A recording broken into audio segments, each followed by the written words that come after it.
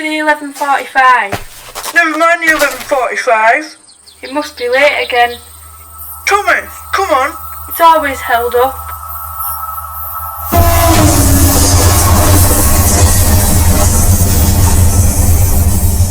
Ellsworth Station and whistle to the kids on the platform. Peep, peep! Whistled Edward. Thank you very much. Sadly, this was only the first in an increasing number of incidents. Biofuze locomotive used on the railway. We fueled her up and everything seemed fine. Then things got out of hand. The diesel began to burn her internal organs. Everything organic in the engine was soon burning. Have you ever heard a locomotive scream in pain? We tried rinsing out the fuel tank with water, but by then it was too late. Mavis's body would be kept under lock and key indefinitely. In an unexpected U-turn, Sir Topham Hatt would ban fueled engines from being used on the island. Engines being displayed to tourists during the off-season. Many of these engines were failed biofusion experiments and were too ill to work or were already dead. They had to put a stop to that though.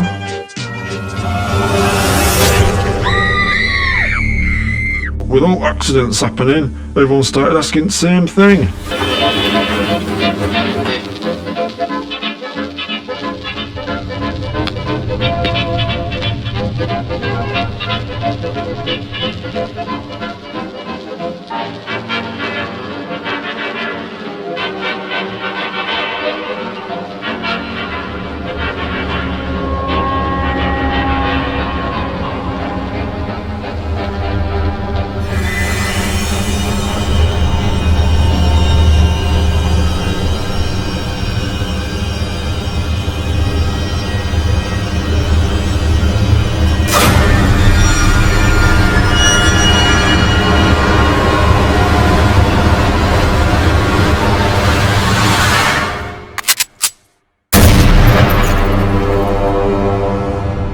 Professor Wilhelm could have... Then that turns to please to douse the fire. But that fat bastard held us back. He wanted to see what would happen. He argued he had put a lot of work into Gordon, and the chances to get him working were too great an opportunity. He was literally cooking from the inside. By the time we were allowed to act, it was too late.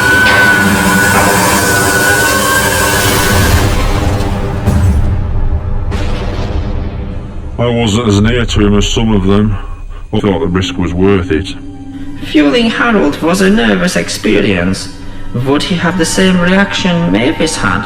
We all breathed a sigh of relief and loaded the injured people aboard. Then it all went wrong.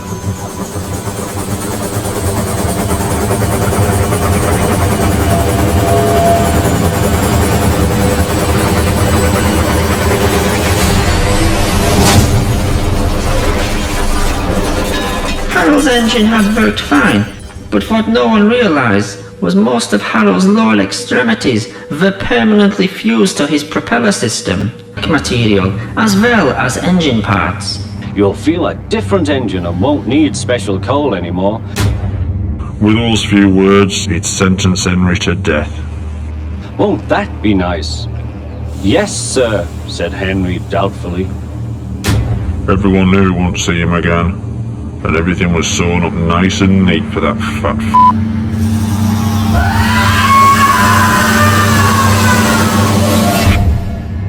There's neat. Why had the first biofusion operation worked so well, but nearly every operation since had failed?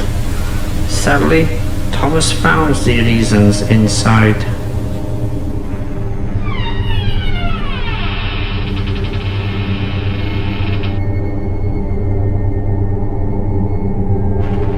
Thomas had never been the first operation.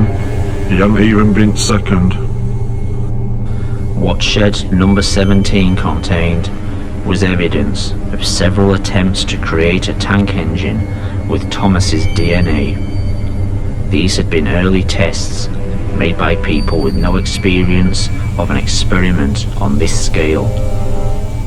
Ill-planned and unprepared, these procedures had used DNA from the human Thomas and had been as much the real Thomas as the tank engine the world had come to know and love.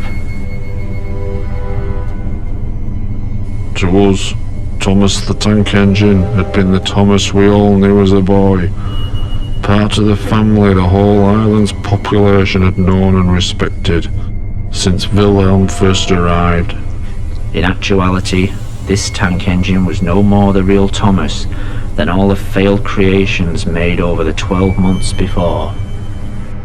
This Thomas had all the human Thomas's memories and experiences.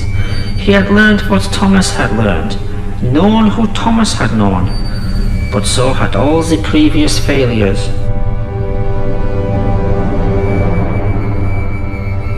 Wilhelm and Hans Goetze had to learn through trial and error how to bring their Thomas back from the dead. The following experiments had not had the same work put into them, resulting in the freak engines and aircraft that had developed so many problems on Sodor Island and around the world. In Shed 17, Thomas wouldn't discover who he was, but in fact, who he wasn't.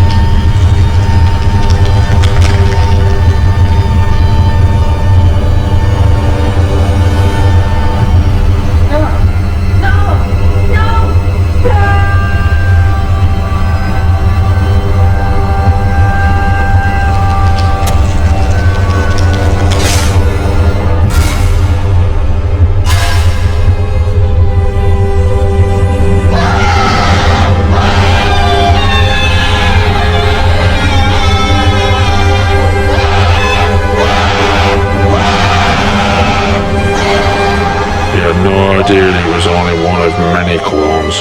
None of us did. But I guess as time passed, we stopped asking all the questions we had at first.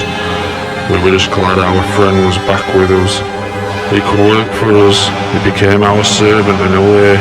Someone who drew in the crowds, helped create jobs, was eager to work. Thomas always thought of us as his friends. Sadly, over time we came to think of him as just really useful.